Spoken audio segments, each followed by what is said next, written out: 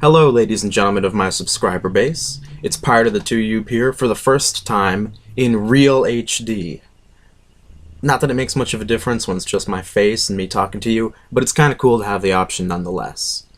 I'm still experimenting a little bit with my computer and my new webcam, but I decided while I'm working through this, and now it's actually in HD, you can actually see the flag behind me. You can see like Solid Snake kind of looks like he's on my shoulder, which is kind of funny.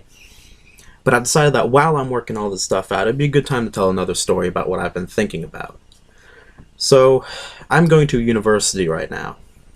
I'm going to university, and one night after finishing a paper, very late at night, like 4 a.m., I'm walking home from the library, and I started thinking about Metal Gear. Now, I don't know why exactly my mind turned to Metal Gear at like 4:30 in the morning, but I was probably missing playing Metal Gear because I can't play it at school. I don't have my console with me, so I might get that down there next semester, but for the time being I can't play at school. So my mind turned to Metal Gear, and I began to, I don't know, just kind of think about it in an unusual way, probably some combination of being a very right-brained type of person, very left-handed type of person, very abstract in my thoughts, and it being 4:30 in the morning and me being incredibly tired. It leads to an unusual type of thinking, and I realized that there are actually a lot of connections between Hideo Kojima, the creator of Metal Gear Solid, and the main character, Solid Snake.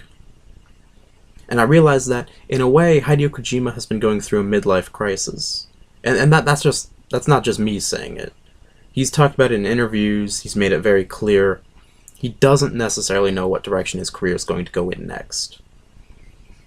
And Solid Snake actually has a lot in common. So in both cases, they kind of look back on the events of Metal Gear Solid 1. They look back at it and they kind of remember the good old days or whatever. But it's a dream. I'm referring mostly to Metal Gear Solid 4, Solid Snake. It's literally a dream in that game. It's not reality anymore.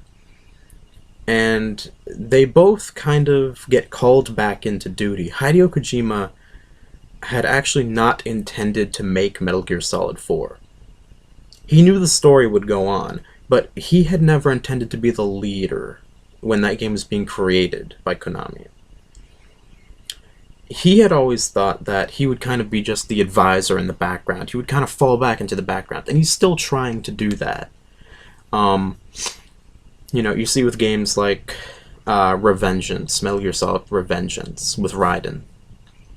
You know, you see in that game, like, he took a step back. He wasn't directly making that game. He's been trying to do that for a while, actually. But just like Solid Snake, he can't really retire. He keeps getting called back as long as he's around. So Kojima did end up taking over basically everything in Metal Gear Solid 4's production. Because he's so good, no one else can follow him up, just like Solid Snake. In both cases, it's kind of unclear as to who will kind of be the successor to that legacy, who the torch will be passed on to. So for Solid Snake, like, Raiden's not really going to carry on his legacy. I mean, to a degree, but not exactly. He has a very different way of doing things. If you've played Revengeance, I mean, Raiden's a cyborg ninja. He doesn't use stealth, hardly. So it's a very different style. It's not bad, I like it, but it's different. It's not really carrying on Solid Snake's legacy, but it's its own thing, and it's legitimate as its own thing. Hideo Kojima's kind of in the same situation. There's no one in the company who obviously is like his apprentice, or anyone who's going to step up to take his place. In fact, Hideo Kojima's own son, it's kind of a bit of trivia for Metal Gear fans, but Hideo Kojima's own son said he didn't like Metal Gear, which is kind of funny. It's kind of sad, too. But his son's kind of like Raiden. They both don't really follow in the footsteps of their predecessor. And they're not going to carry on the legacy. They're going to go their own way, and that's all right. But it leaves a question of what's going to happen to the legacy of these people. And in both cases, they can't really retire. They're still needed, but there's no one who's going to follow them up. So for Hideo Kojima, that's kind of a midlife crisis, because he doesn't want to always make Metal Gear. That's the thing. He likes that they will take his advice. But he doesn't want to control everything. He's ready for the series to become somebody else's. But no one else can handle it. So it's actually, I don't know, I just see a lot of strange connections.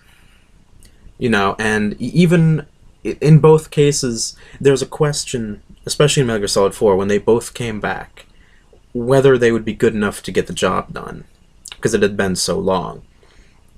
And I'm talking about Snake and Hideo Kojima, again, kind of a parallel. Snake, I don't know the portable games as well, I don't know the games that are not on PlayStation as well, but Snake, to my knowledge, had not really been doing much since Metal Gear Solid 2. So when he came back in Metal Gear Solid 4, there's a little bit of a question of, is he still good enough to save the world? For Hideo Kojima, because he hadn't done game development in a while, and he'd been so hands-off for a while, there was a question of whether he could handle it, too. So, and in both cases, they came back and proved they could still do it, but that's an intense parallel as well. So I don't know. It's just a theory. I mean, undoubtedly, there are other ways you can explain all of this. Metal Gear Solid, Revengeance, Raiden became a ninja because it's cool. Not as any kind of metaphor for the next generation of Metal Gear developers not following in Kojima's footsteps, exactly. That's probably more reasonable, but I just thought it was kind of funny to see all these parallels. Everything from Hideo Kojima's son just not really following in his father's footsteps, all the way to, Solid Snake is ready to retire. It's just a series of really funny parallels. I don't know if anyone else has thought about it, whether they think I'm just making stuff up and making weird connections that don't make any sense, or whether you think it's kind of interesting. My own view is that most of this is probably coincidental, but that Hideo Kojima probably used his own life as a bit of a template. I mean, he has before. When he originally made Metal Gear, he said that he was inspired by his games of hide and seek with his son. Same one who doesn't like Metal Gear now. Which, by the way, that must have been the most intense game of hide and seek ever. It's like, son, I know you're hiding under the bed. Come out or I will tell you about human cloning again. I'll tell you about nuclear war and the value of patriotism. Okay, the plot probably was not inspired by that, but the stealth gameplay was, apparently.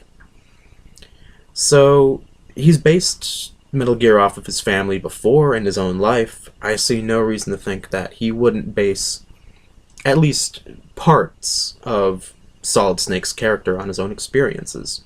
In both cases, you have a not old man, but older man who's ready to retire, but no one can really take the torch from him.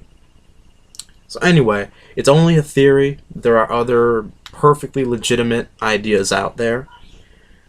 It's a little bit like, if you're familiar with the channel, a game theory. It's a bit like that. It's only a theory. But I think it's kind of interesting, so I thought I would share it. Anyway, you can leave in the comments section your own views about this type of thing, whether you think what I say makes sense or makes no sense. I just like to hear feedback, and I just thought I would kind of get this all out because it was on my mind. Anyway, thank you all for listening, and have a good day.